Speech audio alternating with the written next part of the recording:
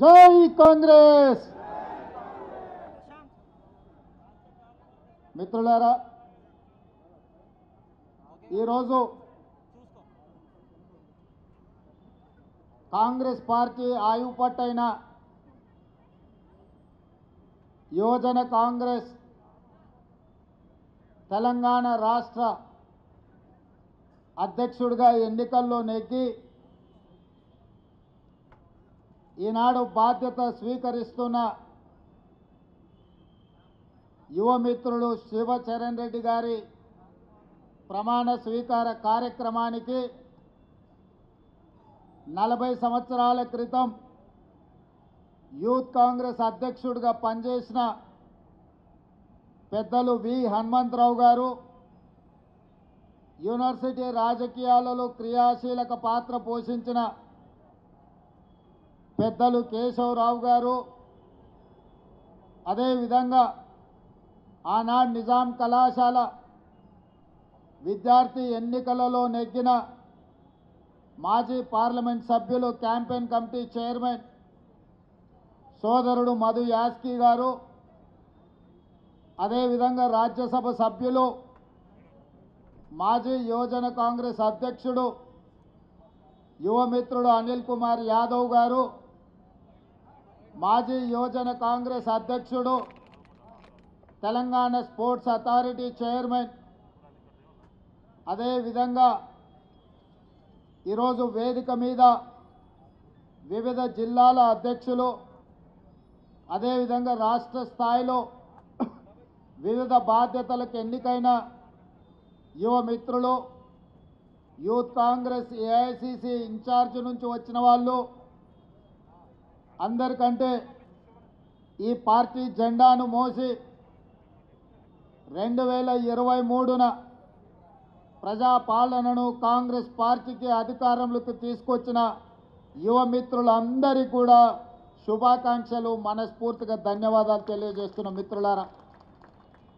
మిత్రులారా, యూత్ కాంగ్రెస్కి ఎంత శక్తి ఉందంటే ఆనాడు హనుమంతరావు గారి యువజన కాంగ్రెస్లో పనిచేసిన చంద్రబాబు నాయుడు గారు కావచ్చు, చంద్రశేఖరరావు గారు కావచ్చు, రాష్ట్ర స్థాయి జాతీయ స్థాయి రాజకీయాలలో రాణించిందంటే యువజన కాంగ్రెస్లో వాళ్ళు పొందిన శిక్షణ, యువజన కాంగ్రెస్ ఇచ్చిన అవకాశాలు. ఈనాడు రాష్ట్రంలో సీనియర్ నాయకులు షబ్బీర్ అలీ గారు కావచ్చు, లేకపోతే ఈనాడు పిసిసి అధ్యక్షుడిగా ఉన్న మహేష్ కుమార్ గౌడ్ గారు కావచ్చు, లేదా మంత్రివర్గంలో ఉన్న మిత్రులు పొన్నం ప్రభాకర్ గారు కావచ్చు, ఈరోజు ఉప ముఖ్యమంత్రి బట్టి విక్రమార్క గారు కావచ్చు, అదేవిధంగా లోక్సభలో ఎన్నికైన చామల్ కిరణ్ రెడ్డి నుంచి మొదలు పెడితే చాలామంది యువజన కాంగ్రెస్లో కార్యకర్తలుగా తమ ప్రయాణాన్ని మొదలుపెట్టి ఈరోజు రాష్ట్ర స్థాయి జాతీయ స్థాయిలో వివిధ హోదాలలో రాణించారు.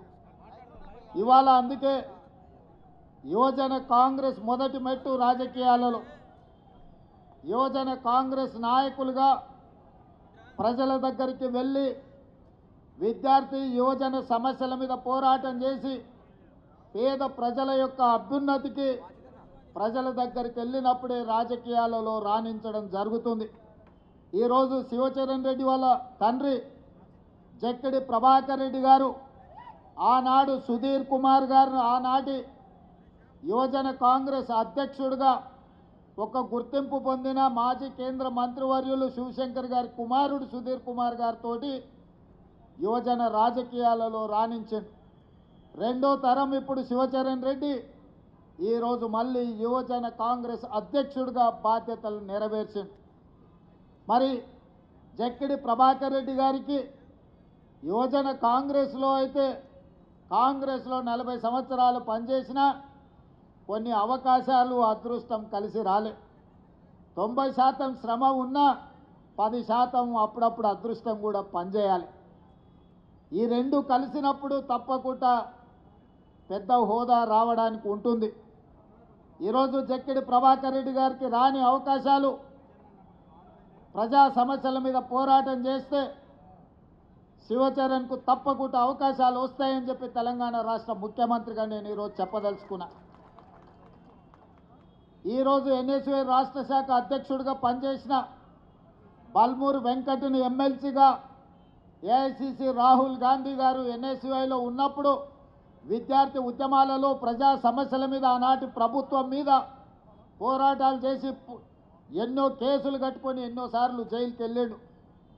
ఆనాడు ఎన్ఎస్యుఐ బల్మూరు వెంకట్ టీం జైల్లో ఉంటే చెంచల్గూడ జైలుకి వెళ్ళి ఆ విద్యార్థి నాయకులను మన నాయకుడు రాహుల్ గాంధీ గారు పరామర్శించి మీకు అండగా పార్టీ నిలబడుతుంది, మీరు కొట్లాడండి, తప్పకుండా తెలంగాణ రాష్ట్రంలో ప్రభుత్వం ఏర్పాటు చేస్తాం, ఆ ప్రభుత్వంలో మీకు భాగస్వామ్యం ఉంటుంది అని మన నాయకుడు రాహుల్ గాంధీ గారు చెప్పారు. అదేవిధంగా యువజన కాంగ్రెస్ అధ్యక్షుడిగా వివిధ జిల్లాలలో ప్రజా సమస్యల మీద పోరాటం చేసిన అనిల్ కుమార్ యాదవ్ ఈరోజు రాజ్యసభ సభ్యుడైండు. అనిల్ కుమార్ యాదవ్ కూడా కలలో ఊహించలేదు ఇంత యంగ్ ఏజ్లో ఈరోజు రాజ్యసభ వచ్చి ఎక్కడైతే శ్రీమతి సోనియా గాంధీ గారు ఏఐసిసి అధ్యక్షుడు మల్లికార్జున్ ఖర్గే గారు చట్టసభలలో ఉన్నాడో ఈరోజు యూత్ కాంగ్రెస్ నాయకుడుగా అనిల్ కుమార్ యాదవ్ కూడా ఈరోజు రాజ్యసభ అవకాశం వచ్చింది అని అంటే యువజన కాంగ్రెస్ రాజకీయాలలో ప్రజా సమస్యల మీద పోరాటం చేయడం వల్లనే. అందుకే ఈరోజు ఇక్కడికి వచ్చిన యువజన కాంగ్రెస్ మిత్రులందరికీ నా సూచన ఒక్కటే, అవకాశాలు కొందరికి రావచ్చు, రాకపోవచ్చు, కానీ ప్రజా సమస్యల మీద పోరాటం చేయడం మానొద్దు.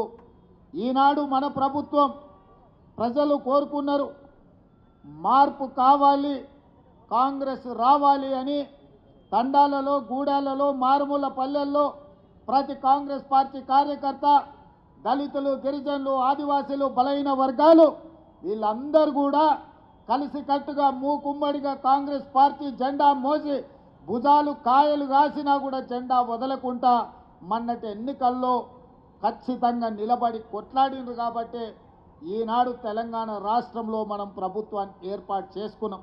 ఈ 14 నెలల్లో రైతు రుణమాఫీ 25,50,000 మందికి 21,000 కోట్ల రూపాయలు రైతు రుణమాఫీ చేసి దేశంలోనే ఏ రాష్ట్ర ప్రభుత్వం చేయనంత రుణమాఫీ ఈరోజు కాంగ్రెస్ పార్టీ తెలంగాణ రాష్ట్రంలో చేసింది.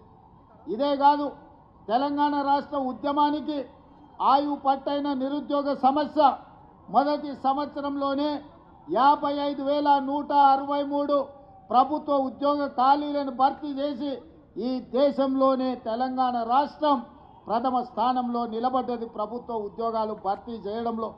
ఇదే కాదు, 500 రూపాయలకు సిలిండర్, 500 రూపాయల బోనస్ వరి ధాన్యానికి, అదేవిధంగా ఆర్టీసీ బస్సులో ఆడబిడ్డలకు ఉచిత ప్రయాణం, ఈనాడు ప్రతి పేదవాడికి రేషన్ కార్డు ఇవ్వాలని రైతు భరోసాలో భాగంగా సంవత్సరానికి 12,000 రూపాయల సంక్షేమ పథకాన్ని, అదేవిధంగా భూమి లేని నిరుపేదలకు కూడా సంవత్సరానికి 12,000 రూపాయలు పేదలకు ఇవ్వాలని ఇవాళ ఈ కార్యక్రమాలన్నీ ముందుకు తీసుకెళ్తున్నాం. పేదవాడి ఆత్మగౌరవం ఇందిరమ్మ ఇల్లు 2004 నుంచి 2014 వరకు ఆనాడు డాక్టర్ వైఎస్ రాజశేఖర రెడ్డి, శ్రీమతి సోనియా గాంధీ గారి నేతృత్వంలో ప్రతి పేదవాడికి, ఇల్లు లేని వాడికి ప్రతి ఒక్కడికి ఆనాడు ఇందిరమ్మ ఇల్లు 25 లక్షల పేదలకు ఇచ్చి ప్రతి పేదవాళ్ళకి ఇల్లు కట్టించాడు. కానీ తెలంగాణ రాష్ట్రం ఏర్పడిన తర్వాత చంద్రశేఖరరావు గారు ఈ పేదలకు అన్యాయం చేసి డబల్ బెడ్రూమ్ ఇల్లు అని ఊరించి ఏ పేదవాడికి ఏ గ్రామంలో కూడా ఇల్లు ఇవ్వకపోవడంతో ఈనాడు మన ప్రభుత్వం వైపు ఎదురు చూస్తుంటే ఇందిరమ్మ ఇల్లు 4.5 లక్షలు మొదటి సంవత్సరంలో ప్రతి పేదవాడికి 5 లక్షల రూపాయలు ఉచితంగా ఇల్లు కట్టుకోవడానికి ఇవాళ మన ప్రభుత్వం కార్యక్రమాలను తీసుకొని ముందుకు వెళ్తుంది. ఇదే కాదు, ఈరోజు పేదవాళ్ళని ఆదుకోవడానికి మన ప్రభుత్వం అమలు చేస్తున్న సంక్షేమ పథకాలని ప్రజల దగ్గరికి తీసుకెళ్లవలసిన బాధ్యత యూత్ కాంగ్రెస్ మీదనే ఉన్నది. ఇవాళ ప్రభుత్వం ఒక పక్కన పరిపాలన చేస్తూ ప్రజా సంక్షేమ పథకాలను అమలు చేస్తూ ప్రతిపక్షాలను తిప్పు కొడుతూ ముందుకు వెళ్తుంటే పరిపాలనలోనే మా సమయం ఎక్కువ కాలం గడిచిపోతుంది. ఈరోజు ప్రభుత్వం అమలు చేస్తున్న సంక్షేమ పథకాలను ప్రజలకు వివరించవలసిన బాధ్యత ఈ వేదిక మీద ఉన్న యువజన మిత్రుల మీదనే ఉన్నది. నాకు సంపూర్ణమైన విశ్వాసం ఉన్నది, ఈరోజు ప్రభుత్వం అమలు చేస్తున్న రైతు రుణమాఫీ కావచ్చు, ఇందిరమ్మ ఇండ్లు కావచ్చు, ఇందిరమ్మ ఆత్మీయ భరోసా కావచ్చు, ఆడబిడ్డలకు ఉచిత బస్సు ప్రయాణం కావచ్చు, రాజీవ్ ఆరోగ్యశ్రీలో 10 లక్షల రూపాయలు ఉచితంగా పేదవాళ్లకు అందించే సంక్షేమ కార్యక్రమం కావచ్చు. ఇవాళ ప్రతి సంక్షేమ కార్యక్రమాన్ని పేదల వద్దకు తీసుకెళ్లవలసిన బాధ్యత యువజన కాంగ్రెస్ మిత్రుల మీదనే ఉన్నది. ఈరోజు ఇక్కడికి వచ్చిన వేలాది మంది రేపు భవిష్యత్తులో తండాలలో గూడాలలో వెళ్ళాలి. రేపటి జరగబోయే స్థానిక సంస్థల ఎన్నికల్లో కష్టపడ్డ ప్రతి యువజన కాంగ్రెస్ మిత్రుడికి టికెట్లు ఇప్పించే విధంగా కాంగ్రెస్ పార్టీ అధ్యక్షుడితో నేను మాట్లాడతాను. ఆనాడు నేను అధ్యక్షుడిగా ఉన్నప్పుడు చెప్పిన ఫ్రంటల్ ఆర్గనైజేషన్స్ కానీ అనుబంధ విభాగాల అధ్యక్షులు తీసుకోమంటే చాలామంది అదేదో చిన్న చూపు చూసినట్టు మాకెందుకు ఈ పదవి అన్నట్టు కొంతమంది పక్కన పెట్టారు. నేను చెప్పిన ఈరోజు అనుబంధ విభాగాలు ఫ్రంటల్ ఆర్గనైజేషన్లు బాధ్యత తీసుకున్న వాళ్ళకి ప్రభుత్వంలో ప్రథమ స్థానం ఉంటుంది అని. అందుకే ప్రభుత్వం వచ్చిన వెంబడే ప్రతి అనుబంధ విభాగానికి వేదిక మీద ప్రీతంతో సహా చాలామంది ఉన్నారు. 37 మంది అనుబంధ విభాగాల అధ్యక్షులకు కార్పొరేషన్ చైర్మన్లు ఇచ్చి క్యాబినెట్ హోదా ఇచ్చి పార్టీ కోసం పనిచేస్తే పార్టీ జెండా మోస్తే ప్రభుత్వంలో గుర్తింపు ఉంటుందని 37 కార్పొరేషన్ చైర్మన్ల పదవులు అనుబంధ విభాగాలకు ఇవ్వడం జరిగింది. అనుబంధ విభాగాలంటే ఒక చిన్న చూపని గతంలో అనుకున్నారు. ఇవాళ అనుబంధ విభాగం అది ఎస్సీ డిపార్ట్మెంట్ కావచ్చు, ఎస్టీ డిపార్ట్మెంట్ కావచ్చు, మహిళా డిపార్ట్మెంట్ కావచ్చు, లేకపోతే చిన్న చిన్న డిపార్ట్మెంట్స్ ఏది ఉన్నా సరే ఏదో ఒక డిపార్ట్మెంట్కు నాకు పదవి ఇవ్వమని పెద్ద పెద్ద నాయకులు ఈరోజు వస్తున్నారు. అంతకుముందు అడిగితే కూడా తీసుకోలేదు కదా, ఇప్పుడు ఎందుకు వచ్చిందా అంటే ప్రభుత్వం తీసుకున్న నిర్ణయం తర్వాత మాకు విషయం తెలిసింది. అనుబంధ విభాగాలకు అధ్యక్షులుగా ఉంటే కార్పొరేషన్ చైర్మన్లు అవ్వడానికి అవకాశం ఉంటుంది, ఎన్నికల్లో టిక్కెట్లు రావడానికి అవకాశం ఉంటుందని ఇప్పుడు అర్థమైంది. అందుకే మేము బాధ్యత తీసుకుంటామని ముందుకు వస్తున్నారు. అందుకే ఈరోజు జిల్లా అధ్యక్షులు కావచ్చు, నియోజకవర్గ స్థాయి అధ్యక్షులు కావచ్చు, పార్లమెంట్ స్థాయి యూత్ కాంగ్రెస్ అధ్యక్షులు కావచ్చు, రాష్ట్ర స్థాయిలో వివిధ హోదాలలో ఉన్న యువమిత్రులకు నా సూచన ఒక్కటే, కష్టపడితే తప్పకుండా ఫలితం ఉంటుంది. కష్టపడ్డోని కాపాడుకునే బాధ్యత కాంగ్రెస్ పార్టీ తీసుకుంటుంది. అధ్యక్షుడు మహేష్ కుమార్ గౌడ్ గారు తీసుకుంటారు, ముఖ్యమంత్రిగా నేను తీసుకుంటా. కష్టపడకుండా నాయకుల చుట్టూతో తిరుగుతాం, నాయకులకు ఫ్లెక్సీలు కడతాం, కనపడినప్పుడు దండం పెడతాం, దండలేస్తామని ఎవరన్నా అనుకుంటే పదవులు మర్చిపోండి. మీరు దండం పెడితే నేను 2 సార్లు దండం పెడతా, కానీ పదవి మాత్రం ఇయ్యా. ఎవరైతే సమస్యల మీద పార్టీ పక్షాన వీధి పోరాటాలు చేస్తారో, ప్రజా సమస్యల మీద ప్రజల దగ్గరికి వెళ్ళి అండగా నిలబడతారో వాళ్ళకే ఈ ప్రభుత్వంలో గుర్తింపు ఉంటుంది. నాయకుడు నాకు తెలుసు కాబట్టి నాకు పదవి వస్తుంది, లేదంటే ఢిల్లీలో నాకు ఎవరో ఉన్నారు, ఢిల్లీ కోటాలో ఇక్కడ ఏదో వస్తుంది అని ఎవరన్నా అనుకుంటే అది భ్రమనే అని చెప్పి నేను ఈ సందర్భంగా స్పష్టంగా నేను చెప్పదలుచుకున్నాను. ఢిల్లీ నుంచి కాదు, గల్లీ నుంచి రావాలి పైకి. ఢిల్లీ నుంచి పైనుంచి కిందకు వస్తే పదవులు వచ్చే కాలం పోయింది. గల్లీలో పేదల మధ్య ఉండి పేదల సమస్యల మీద కొట్లాడిన వాళ్ళకి తప్పకుండా అవకాశం ఉంటుంది. ఖానాపూర్లో మనం ఒకరికి ఎమ్మెల్యే టికెట్ ఇచ్చిన వెడమ బొజ్జు అని, ఇందిరమ్మ ఇంట్లో ఉండే ఒక యువకుడికి ఈరోజు ఎమ్మెల్యే టికెట్ ఇస్తే ప్రజలు గెలిపించారు. పైసలు చూసి గెలిపియలే, ప్రజా బలాన్ని చూసి ఎమ్మెల్యే గెలిపించారు. తుంగతుర్తిలో మందుల శామెల్ కావచ్చు, లేకపోతే షాద్నగర్లో ఈర్లపల్లి శంకర్ కావచ్చు, ఇట్లా చాలామంది ఇప్పుడున్న ఎమ్మెల్యేలు ఈ ఎన్నికల్లో కేవలం డబ్బులతోనే ఎన్నికల్లో గెలిచినామని ఎవరన్నా చెప్పినా ఎవరన్నా అనుకున్నా తప్పే. డబ్బులతోనే గెలిచేటట్టు ఉంటే చంద్రశేఖరరావు 100 సీట్లు గెలిచేటోడు. లారీల కొద్ది పైసలు ఉన్నాయి ఆయన దగ్గరనే కాదు, ఆయన కొడుకు దగ్గర, ఆయన బిడ్డ దగ్గర, ఆయన అల్లుని దగ్గర, ఆయన సటకుని దగ్గర, అల్మారీల బీరువాలలో కాదు లారీల నిండా రూపాయలు ఉన్నాయి. మరి వాళ్ళు సీట్లు ఎందుకు గెలవలేదు? కామారెడ్డిల చంద్రశేఖరరావుని బడకేసి కొట్టిరు ప్రజలు. కాబట్టి ఇవాళ సొమ్ములతో ఎన్నికల్లో గెలుస్తామనే విధానాన్ని మర్చిపోండి. ప్రజలల్లో శ్రమ ఉంటే, ప్రజలతో ఉంటే ఎన్నికల్లో గెలిచే అవకాశం ఉంటుంది. రేపు భవిష్యత్తులో కూడా కాంగ్రెస్ పార్టీలో టికెట్లు ప్రజలలో ఉండి ప్రజా సమస్యల మీద పోరాటం చేసే వాళ్ళకే మొదటి ప్రాధాన్యత ఉంటుంది అని చెప్పి నేను ఈ సందర్భంగా చెప్పదలుచుకున్నా. నిన్నమని ఆయన అన్నాడు కేసీఆర్ గారు, నేను కొడితే గట్టి కొడతా అని. నేమన్నా చెప్పిన అయ్యా ఏందయ్యా కొట్టనికి అదేమన్నా ఫుల్లా ఆఫా గట్టి కొట్టనికి అని అడిగిన. చంద్రశేఖరరావు గారు ఈ వేదిక మీద నుంచి చెప్తున్నా, నీ గట్టి కొట్టాలంటే నీ కొడుకును వంగబెట్టి కొట్టు. ఎందుకంటే ఆయన తిరుగుళ్ళు చూడు, అటు చేసే వ్యవహారాలు చూడు. నీ బిడ్డను 2 జప్పరి, ఎందుకంటే లిక్కర్ దందాలో ఉండి ఈడ నిన్ను ఓడించిందే కదా, ఆడ కేజ్రీవాల్ని కూడా మింగేసింది. నీ అల్లుడు భూదందాలు సప్పరి, నీ అల్లుని పట్టుకొని 4 గట్టిగా కొట్టు. వాళ్ళను కొడుకుని కొట్టు, అల్లుని కొట్టు, బిడ్డను కొట్టు, సడ్డకుని కొడుకుని కొట్టు, గట్టి కాదు కట్టె తీసుకొని కొట్టు. వీళ్ళు చేసిన దుర్మార్గాలు తెలంగాణ సమాజం చూసింది కాబట్టే నిన్ను గట్టిగా వంగబెట్టి కొట్టింది తెలంగాణ సమాజం అని చెప్పిన చంద్రశేఖరరావుకు ఆయనకు చెప్తున్నా. ఇక ఆయన ఊరిస్తున్నాడు, ఇక నేను వస్తున్నా బయటికి అని. అయ్యా నువ్వు బయటకు వచ్చినప్పుడు, నువ్వు కుర్చీలో ఉన్నప్పుడే మా యూత్ కాంగ్రెస్ కార్యకర్తలు నిన్ను బండకేసి కొట్టిరు. మళ్ళీ వచ్చేదేముంది? నువ్వు ముఖ్యమంత్రిగా ఉన్నప్పుడు, నీ పార్టీగా అధ్యక్షుడిగా ఉన్నప్పుడే మా యువజన కాంగ్రెస్ పిల్లలు నిన్ను బండకేసి కొట్టి ఓడగొట్టి ఇంట్లో ఊసబెట్టిరు. ఇవాళ ఇక కేటీఆర్ గారు ఊర్ల మీద తిరుగుతున్నాడు, కొత్త బిచ్చగాని పొద్దుగుర్తు ఎరగడాని. 10 ఏళ్ళ అధికారంలో ఉన్నాడు, డబుల్ బెడ్రూమ్ ఇల్లు ఇస్తాను ఇయ్యలే, ఇంటికో ఉద్యోగం ఇస్తాను ఇయ్యలే, దళితులకు 3 ఎకరాల భూమి ఇస్తాను ఇయ్యలే, డబుల్ బెడ్రూమ్ ఇల్లు ఇయ్యలే. ఇట్లా చెప్పుకుంటా పోతే 100 హామీలు ఉన్నాయి. 10 ఏళ్ళు అమలు చేయలేదు. 7 లక్షల కోట్ల రూపాయలు అప్పు తెచ్చాడు. 10 నెలలు కూడా కాలేదు, అప్పుడే బిచ్చగాని గంగిరెద్దులో సంక్రాంతి పూట గంగిరెద్దుల్లో వచ్చినట్టు ఊరు తిరుగుతున్నాడు. ఈ ప్రభుత్వం ఏం చేయలేదని. ఈ ప్రభుత్వం 5 ఏళ్ల కోసం ఎన్నికైంది. మొదటి సంవత్సరంలోనే 55,000 ప్రభుత్వ ఉద్యోగాలు ఈ ప్రభుత్వం ఇచ్చింది. మొదటి సంవత్సరంలోనే 25,50,000 మంది రైతులకు 21,000 కోట్ల రూపాయల రైతు రుణమాఫీ చేసింది. నువ్వు ఎగ్గొట్టిపోయిన రైతు బంధు 7,625 కోట్ల రూపాయలు నేను వచ్చినాక రైతు బంధు మొదటి విడత వేసిన. ఇవాళ 10,000 కోట్ల రూపాయలు రైతు భరోసా 2వ విడతలు వేసిన. ఆడబిడ్డలకు బస్సు ఉచిత ప్రయాణం అన్నం ప్రతి నెల 400 కోట్లు, దాదాపుగా ఈ సంవత్సరంలో 4,000 కోట్లు ఆర్టీసీ కార్పొరేషన్కు చెల్లించి 120 కోట్ల మంది ఆడబిడ్డలు ఆర్టీసీ బస్సుల్లో ఉచితంగా ప్రయాణం చేసింది. ఇస్తా అన్న 500 రూపాయల సిలిండర్ ఇచ్చినాం, 500 రూపాయల బోనస్ ఇచ్చినాం. రాజీవ్ ఆరోగ్యశ్రీ 10 లక్షల రూపాయలు ఇచ్చినాం. ఇవాళ పేదవాడికి ప్రతి ఒక్కరికి రేషన్ కార్డు ఇస్తున్నాం, పేదవాడికి ఇందిరమ్మ ఇల్లు ఇస్తున్నాం. ఇవాళ ప్రతి సంక్షేమ పథకాన్ని ఇవాళ అమలు చేస్తున్నాం.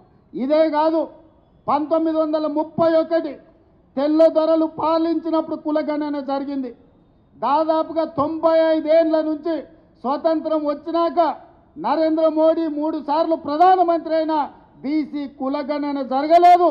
ఇవాళ నా రాష్ట్రం తెలంగాణ రాష్ట్రం, కాంగ్రెస్ పార్టీ రాహుల్ గాంధీ నేతృత్వంలో ఈరోజు తెలంగాణ రాష్ట్రంలో కులగణన చేసిన ప్రభుత్వం ఈ దేశంలోని ఏకైక ప్రభుత్వం, లెక్కలు తేల్చిన ప్రభుత్వం కాంగ్రెస్ ప్రభుత్వం. మాదిగా ఉపకులాల వర్గీకరణ 35 ఏళ్ల నుంచి కొట్లాడినరు. చాలామంది పిల్లలు చచ్చిపోయినరు. సుప్రీంకోర్టు వరకు పోయింది, పార్లమెంట్ వరకు పోయింది. మోడీ గారు కృష్ణా మాదిగను 4 సార్లు కౌగిలించుకున్నాడు, కానీ అది ధృతరాష్ట్ర కౌగిలిగానే మిగిలింది తప్ప మాదిగ ఉపకులాల వర్గీకరణ చేయలే.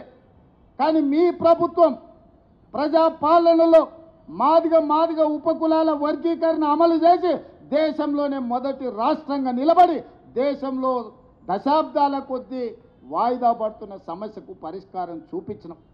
మొదటి సంవత్సరంలోనే ఇన్ని గొప్ప కార్యక్రమాలు చేసిన ప్రభుత్వం ఈ రాష్ట్రంలోనే కాదు, ఈ రాష్ట్రం దేశంలోనే మొదటి స్థానంలో ఉంది. అందుకే మిత్రులారా, ఎవరు ఎన్ని చెప్పినా వాళ్ళు ఏదో వాట్సాప్ యూనివర్సిటీ మోడీ పెడితే సోషల్ మీడియా యూనివర్సిటీ వీడియో కూడా పెట్టింది, అక్రమంగా సంపాదించింది, కొల్లగొట్టింది. వాటిని పెట్టి అబద్ధాలు ప్రచారం చేయాలనుకుంటున్నారు. ఛానల్స్ ఉన్నప్పుడే మీరు ఏం చేయలే, పేపర్లు పెట్టుకున్నారు, టీ న్యూస్ పెట్టుకున్నారు, నమస్తే తెలంగాణను గుమస్తే తెలంగాణ పెట్టుకున్నారు. ఏమైందా? ఇవాళ సోషల్ మీడియాలో తప్పుడు ప్రచారం చేస్తే ఏమవుతుంది? ఇవాళ మీరు అందరూ అనుకుంటే ఈ ప్రభుత్వం అమలు చేస్తున్న కార్యక్రమాలను పేద ప్రజలకు వివరిస్తే ఒక్కసారి కాదు, మళ్ళొక్కసారి కాదు, 4 సార్లు మన ప్రభుత్వం ఉంటుంది. ఈ వేదిక మీద ఉన్నోళ్ళు చాలామంది ఎమ్మెల్యేలు మంత్రులు అయ్యే అవకాశం ఉంది. అందుకే మిత్రులారా, ఈరోజు బాధ్యత చేపట్టిన ప్రతి ఒక్క యువజన కాంగ్రెస్ మిత్రుడికి, ఇక్కడికి వచ్చిన వాళ్ళందరికీ మనస్ఫూర్తిగా శుభాకాంక్షలు తెలియజేస్తున్నా. మీతో పాటు నేను సిద్ధం, అవసరం అనుకుంటే మోడీ మీద యుద్ధం ప్రకటిద్దాం. కేంద్రం నుంచి రావాల్సిన నిధులు, కేంద్రం నుంచి రావాల్సిన మంజూరీలు రాలేదు. మనం మెట్రో రైలును ఎక్కడ పెట్టిండో, మన రీజనల్ రింగ్ రోడ్ ఎక్కడ పోయింది, ఇవాళ మూసీ రివర్ అభివృద్ధి కోసం ₹1 నిధులు ఇస్తలేడు. కిషన్ రెడ్డి గారు, బండి సంజయ్ గారు తెలంగాణ సమాజానికి సమాధానం చెప్పాలి. ఇవాళ మీరు మంత్రులై బుగ్గకారుల తిరుగుడు కాదు, తెలంగాణకి ఏం తెచ్చిండ్రో చెప్పుండ్రు. కేంద్రం నుంచి ప్రచారం చేయడానికి వస్తారంటే అమ్మో తెలంగాణకి ఏదో ఇచ్చిండ్రని. ఏమి ఇచ్చిండ్రా? బీహార్కి ఇచ్చిండ్రు, గుజరాత్కి ఇచ్చిండ్రు, ఇతర రాష్ట్రాలకు ఇచ్చిండ్రు తప్ప తెలంగాణ పైసకు చిల్లి గవ్వగూడి ఇవ్వాలి. ఇవాళ ₹1 కేంద్రానికి మనం పన్ను కడితే 42 పైసలు మనకు వస్తున్నాయి. బీహార్ ₹1 పన్ను కడితే ₹7 తీసుకుపోతున్నారు. ఉత్తరప్రదేశ్ ₹1 కడితే ₹3 తీసుకుపోతున్నారు. మరి తెలంగాణ ఏం పాపం చేసిందా? ₹1 కడితే 42 పైసలు ఇస్తున్నావు అంటే 58 పైసలు నువ్వే మా సొమ్ము దొబ్బుతున్నావు మోడీ గారు. అందుకే కిషన్ రెడ్డి, బండి సంజయ్ అనుకుంటున్నారు ఏ దానికైనా కొంత సమయం ఉండాలని సంవేదన పాటిస్తున్నాం. తొందరలోనే కార్యాచరణ ఉంటుంది.